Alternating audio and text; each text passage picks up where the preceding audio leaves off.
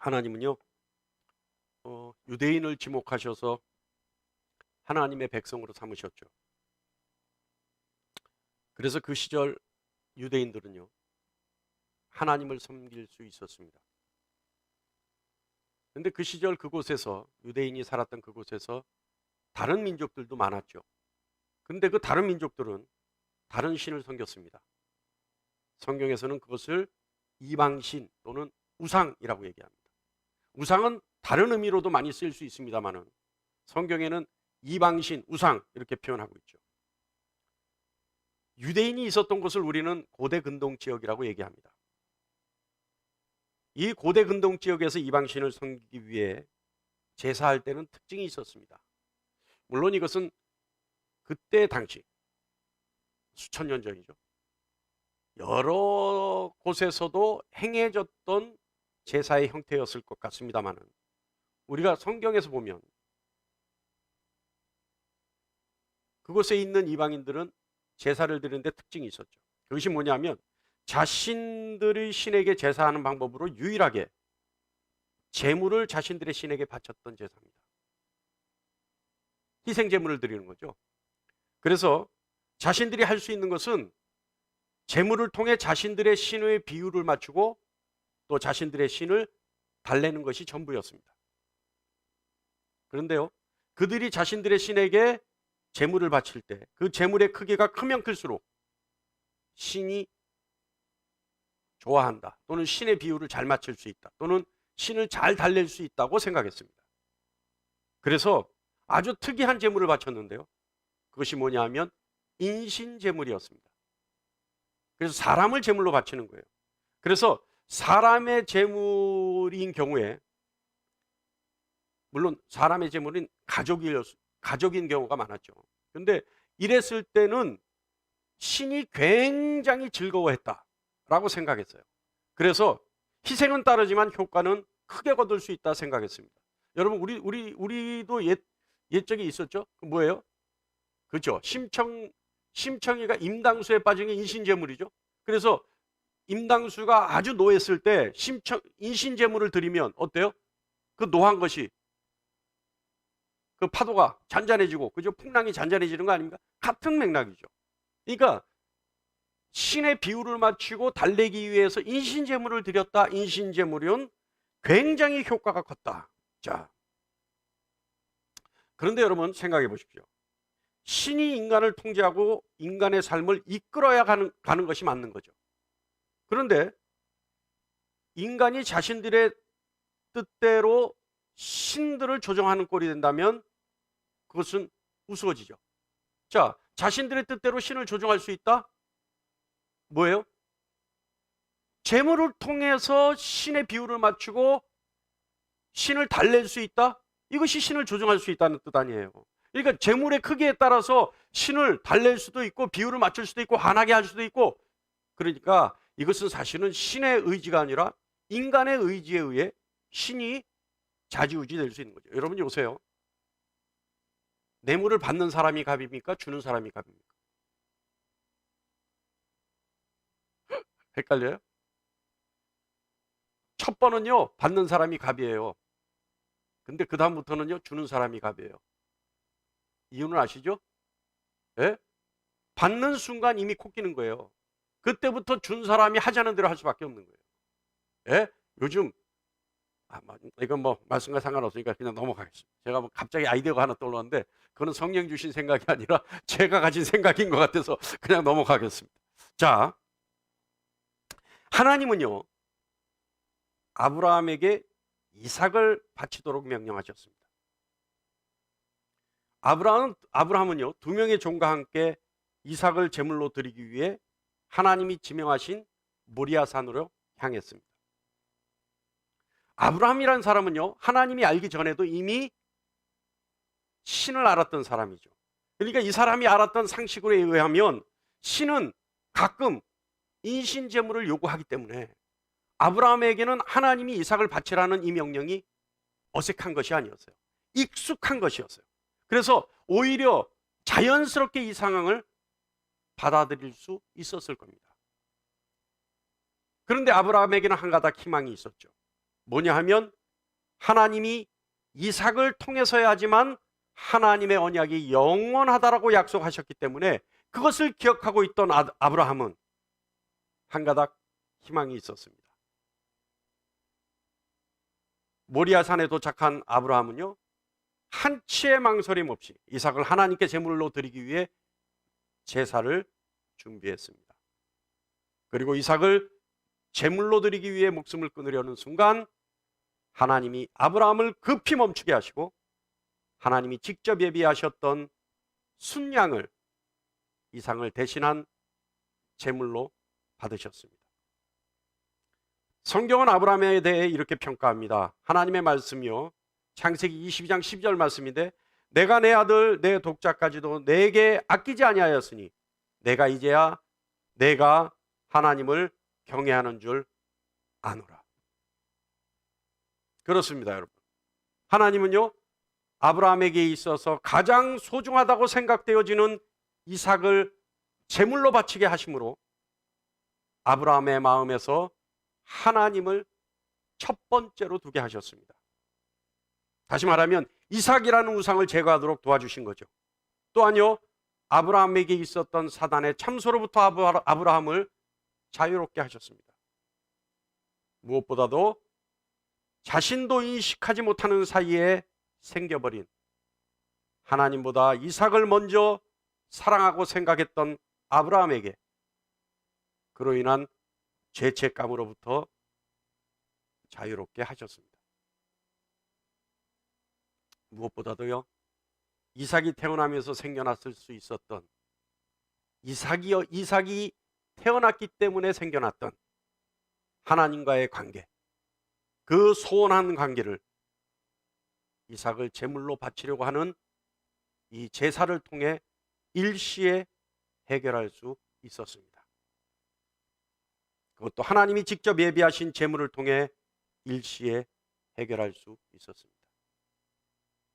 여러분, 하나님은 아브라함에게 이삭이라는 제물을 통한 제사를 요구하셨습니다. 그리고 아브라함이 하나님의 말씀에 순종할 때 하나님은 하나님이 예비하신 제물을 통해 제사를 받으셨습니다. 이삭을 대신한 순양을 준비하시고 순양을 제물로 받으심으로 아브라함과의 관계를 완전히 회복하셨습니다. 이것을 여러분 신학적 용어로 화목이라고 합니다. 할렐루야, 할렐루야.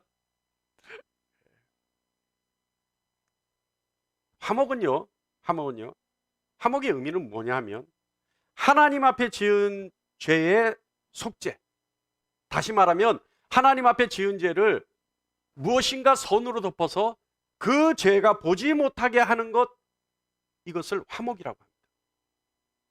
그래서 하나님과의 관계에서 더 이상 죄가 걸림돌이 되지 않게 하는 것이 화목입니다. 또 하나의 의미는 중요한 의미인데요, 악에 반응하시는 하나님의 진노를 진정시키는 겁니다. 그래서 하나님의 진노가 죄를 지은 당사자에게 미치지 못하게 하는 것, 이것이 화목입니다. 할렐루야. 제가 왜 자꾸 말씀 중에 할렐루야 하는 줄 아시죠? 예? 할렐루야 하다가 잘 안 되면 뭐가 나와요? 할렐루야 하다가 제가 그게 안 통하면 뭐라 그래요? 예? 헬로 그러잖아요. 자, 할렐루야입니다. 아직까지 할렐루야. 자, 여러분 화목 들으셨죠? 이게 임팩트 있게 계속 가야 되는데 여러분이 자꾸 주의가 흐트러지면 제가 빠져버릴 수 없어요. 새길로 빠질 수밖에 없어요. 그러니까 딱 이제부터. 자, 진노, 하나님의 진노. 단순히 여러분 하나님이 화를 내고 분해하는 게 진노가 아니에요. 자, 진노는 뭐냐? 하나님의 의로운 분노입니다. 진노. 피조물들은 어느 것 하나 선한 것이 없죠. 그래서 시편 기자는 선을 행하는 자가 없나니 하나도 없도다 라고 얘기합니다. 자, 창조주 하나님의 거룩함은 세상의 악을 전혀 용납할 수 없는 거룩함입니다. 세상의 악에 반응하지 않는 하나님이 있다면 오히려 하나님을 거룩하다고 말할 수 없습니다. 하나님은 세상의 모든 죄와 악에 책임을 물으시고 거기에 맞는 벌과 책을 부과하십니다. 그것이 진노입니다. 하나님은 세상의 심판자로서 진노하시는 겁니다. 그런데 하나님의 진노를 누그러뜨리고 죄와 악에 가득 찬 인간을 용납하시고 용서하기 위해 화목해야 하는 겁니다. 화목을 위해서는 제사를 드려야 하고 이 제사에 쓰이는 것이 화목제물입니다. 아브라함과의 화목을 위해 하나님이 예비하신 순양, 이 순양이 바로 화목제물입니다. 순양이 없었다면 어떤 것이 화목제물이에요? 이삭이 화목제물이었죠. 그런데 하나님이 이삭을 화목제물로 바쳐라 아브라함에게 명령하셨지만 하나님의 긍휼하심은 이삭이라는 화목제물을 대신해서 순양을 예비하셨던 겁니다. 며칠 전에요, 제가 상담하는 어떤 자매가 저한테 그래요.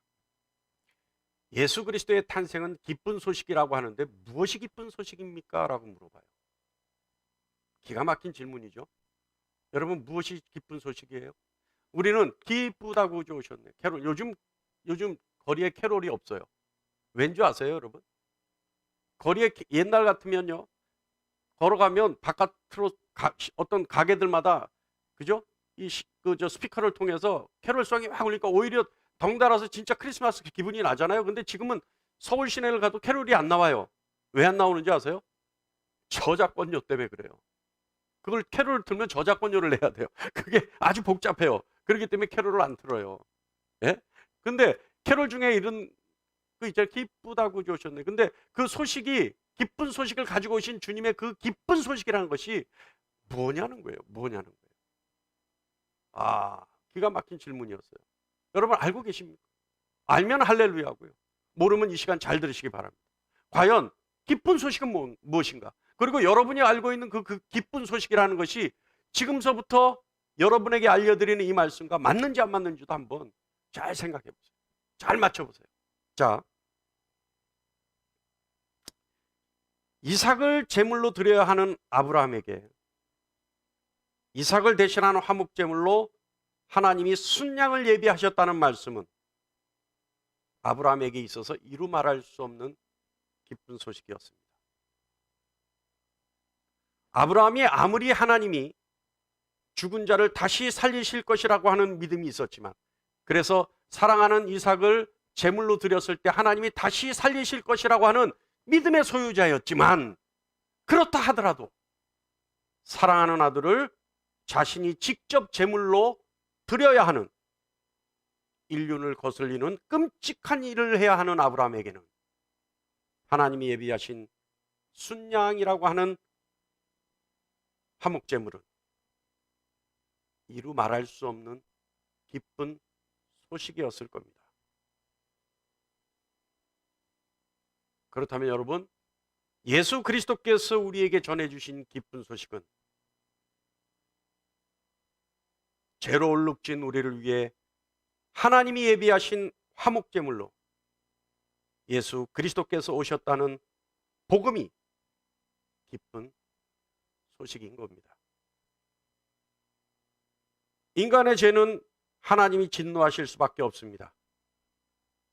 그러나 하나님은 그런 인간을 그냥 내버려 두지 않으시고 긍휼히 여기셔서 하나님의 진노를 화평으로 바꿀 수 있는 화목제물로 예수 그리스도를 보내셨다는 것, 이것이 기쁜 소식 복음입니다.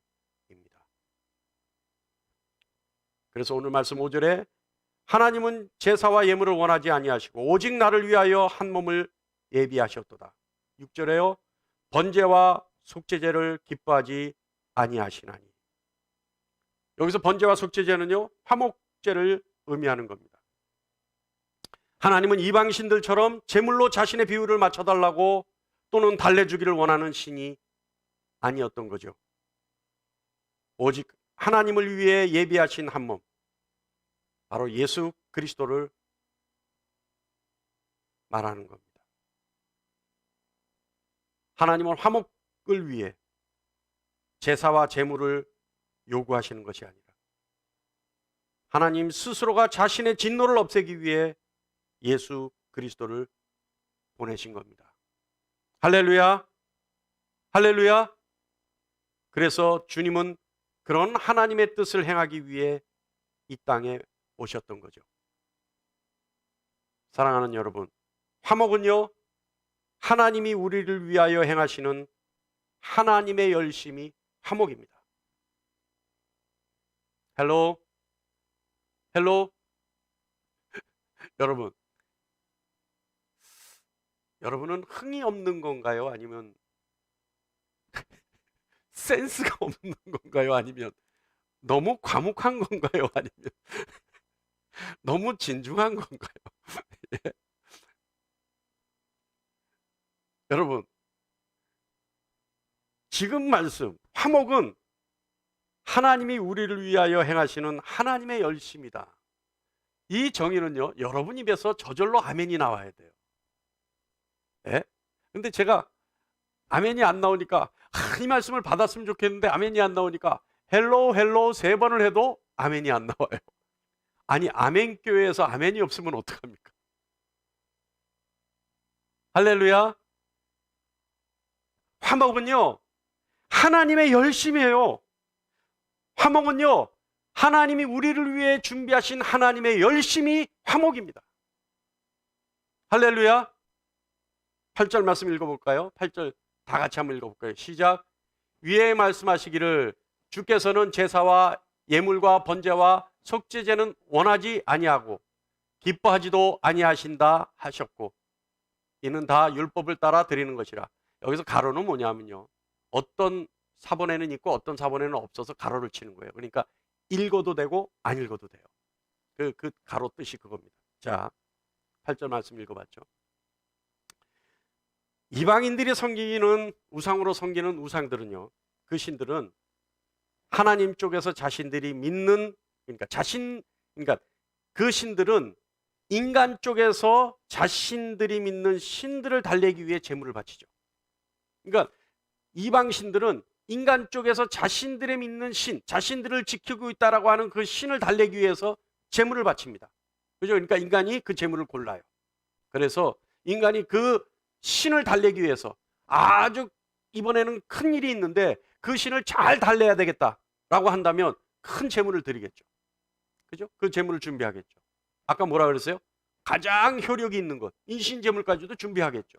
그래서요, 이방 신들은요, 장자, 큰아들을 제물로 요구했어요. 그래서 어떻게 했어요? 이방신을 믿는 사람들은 첫 아들을 낳으면 무조건 자신의 신에게 인신제물로 드렸어요. 그런데 하나님은 이방신과 다르게 하나님이 직접 자신의 진노를 푸시려 하는 겁니다. 그래서 하나님의 이 같은 열심이 자기 아들 예수 그리스도를 화목제물로 삼으려고 뜻을 세운 겁니다. 그리고 그 뜻을 실행에 옮기시기 위해 예수 그리스도를 이 땅에 보내신 겁니다.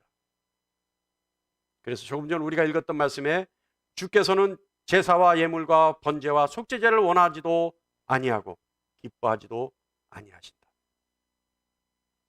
하나님은요, 이 일을 위해 자신이 직접 제물을 고르시고 주도권을 잡으셨습니다. 인간의 죄를 빌미 삼아 온갖 제사와 제물을 요구하는 것이 아니라 오히려 인간과의 관계 회복을 위해 하나님이 인간이 만든 모든 죄를 해결하시려고 하나님의 열심으로 예수 그리스도를 보내신 겁니다. 그렇기 때문에 우리는 화목, 다시 말하면 하나님과의 관계 회복, 정확하게 말하면 구원에 있어서는 아무 공로도 필요치가 않은 겁니다. 단지 복음을 믿는 것으로 하나님이 예비하신 은혜를 얻을 수 있는 겁니다. 하나님은 율법과는 별도로 예수 그리스도를 믿는 모든 사람들에게 하나님 자신의 의를 나눠주시고 의를 정가시키기 위하여 예수 그리스도를 보내신 겁니다. 성경은요, 이 같은 하나님의 열심을 사랑이라고 말씀합니다. 그래서 요한일서 4장 10절 말씀 우리 다 같이 한번 읽어볼까요? 시작. 사랑은 여기 있으니 우리가 하나님을 사랑한 것이 아니요 하나님이 우리를 사랑하사 우리를 죄를 위하여 화목제물로 그 아들을 보내셨음이니라. 아멘. 할렐루야. 화목은요, 하나님의 의가 나타나요. 화목. 9절 말씀 우리 다 같이 한번 읽어볼까요? 시작. 그 후에 말씀하시기를 보시옵소서 내가 하나님의 뜻을 행하러 왔나이다 하셨으니 그 첫째 것을 폐하심은 둘째 것을 세우려 하십니다. 하나님은요, 하나님의 자신의 진노를 해결하시기 위해 아들을 세우셨습니다. 이것이 하나님의 뜻이고 이 뜻을 행하시기 위해 예수 그리스도께서는 이 땅에 오셨던 겁니다. 하나님은 지금껏 인간의 죄를 보시고 깊이 참으셨습니다. 다시 말하면 하나님의 진노를 드러내 보이신 적이 없습니다. 물론 노아의 때는 있었죠. 그러나 노아 이후에는 한 번도 하나님의 진노를 드러내 보이신 적이 없습니다. 그런데 여러분, 그렇다고 해서 하나님이 인간의 죄를 용서하신 것이 아닙니다. 다만 하나님의 진노를 연기하셨던 거죠. 어떻게 보면 하나님이 인간의 죄를 간과하신 겁니다. 자, 그렇다면 여러분 한번 생각해 보죠. 의로우신 하나님은 하나님이 창조하신 세상에서 악이 넘쳐나는데, 그리고 하나님이 창조하신 세상에서 죄악으로 가득 차가고 있는데 그대로 보고만 계신다면 하나님은 의로우신 하나님일까요? 어때요, 여러분? 우리는 하나님을 의롭다 얘기하잖아요. 그런데 그 의로우신 하나님이 직접 만드신 이 세상이 악으로 가득 차고 죄악으로 뒤덮고 있는데 그것을 그냥 가만 보고만 계신다면, 다시 말하면 아까 얘기한 것처럼 간과하고 계신다면 과연 그 하나님을 의롭다 할 수 있습니까?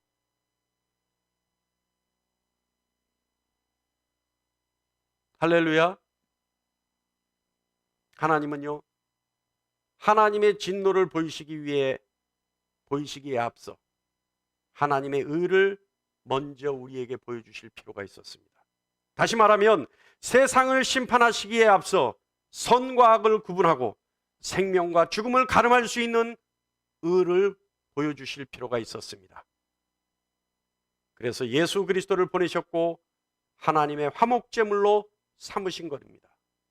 그리고 이 사실을 인정하고 받아들이는 사람들에게 의롭다 인정하시는 겁니다. 화목은 하나님의 의를 나타내는 겁니다. 그래서 로마서 4장 25절에 다 같이요, 시작.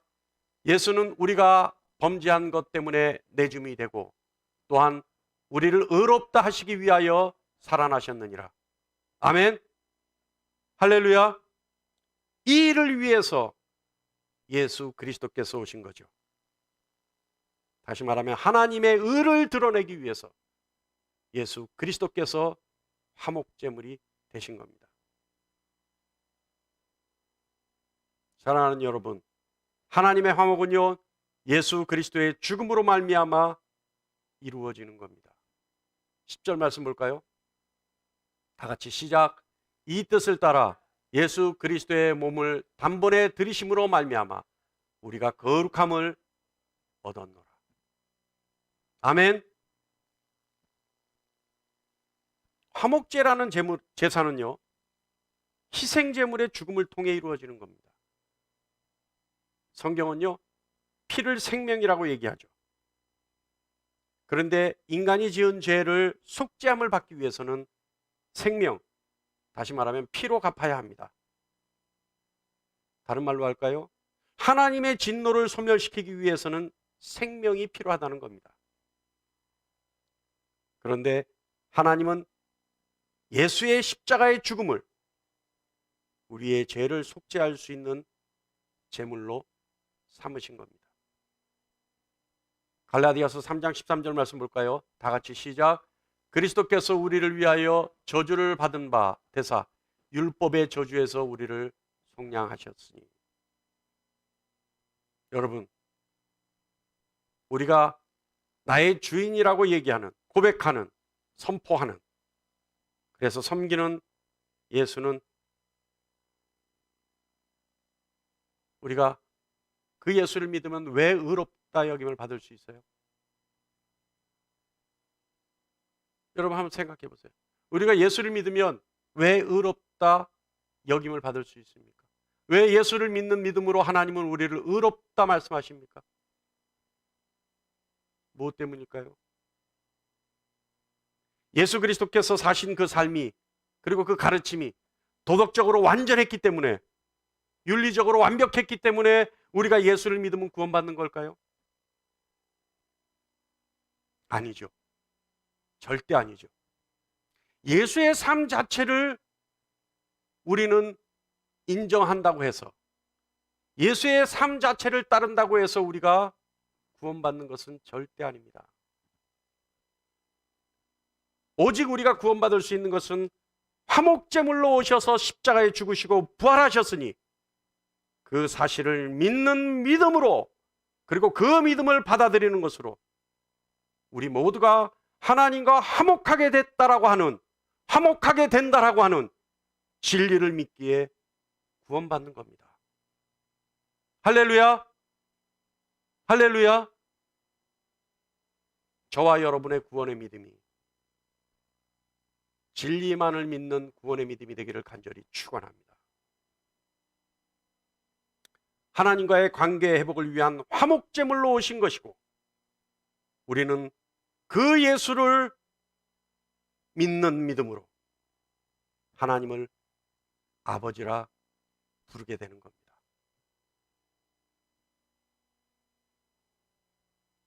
본문 10절 말씀해요. 다 같이 시작. 예수 그리스도의 몸을 단번에 들이심으로 말미암아 우리가 거룩함을 얻었노라. 할렐루야. 여러분, 기쁜 소식은 뭘까요? 이제 알겠습니까? 기쁜 소식은 뭡니까? 예수 그리스도께서 우리 죄 때문에, 하나님과 관계가 끊어진 우리 죄 때문에 하나님과의 관계를 화목하게 하시기 위해서 화목제물 되시려고 이 땅에 오신 것이 기쁜 소식입니다.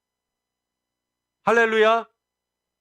여러분, 예수 그리스도의 십자가는 믿는 자에게는 구원의 상징이지만 예수를 믿지 않는, 예수를 경멸하는 자들에게는 심판의 명분입니다. 그것이 하나님의 의입니다. 지금까지 간구하셨던 하나님은 예수 그리스도를, 독생자 예수 그리스도를, 하나님의 아픈 마음의 예수 그리스도를 화목제물로 이 땅에 보내심으로 의를 세우셨습니다. 그리고 그 예수 그리스도를 믿는 믿음으로 우리는 하나님의 의를 전가받을 수 있습니다. 오늘 이 시간 크리스마스, 주님이 오신 날, 주님이 기쁜 소식을 전하기 위해 오신 날, 최소한 우리가 예수 그리스도를 믿는 하나님의 자녀들이라면 그 기쁜 소식이 무엇인지는 알고 감사할 수 있는 저와 여러분이 되기를 간절히 축원합니다. 진리는 언제나 화목을 말합니다. 그리고 진리는 화목제물 대신 우리 주 예수 그리스도를 믿는 것이 하나님과의 화목이요 하나님의 자녀의 길이라는 사실을 우리에게 명확하게 일러주고 있습니다. 이 복음 외에 다른 복음을 전하는 자는 저주를 받을지어라고 하는 바울의 말처럼 이것이 진리이고 진리는 언제나 우리에게 하나님과의 화목을 말하고 있습니다. 기도하시겠습니다.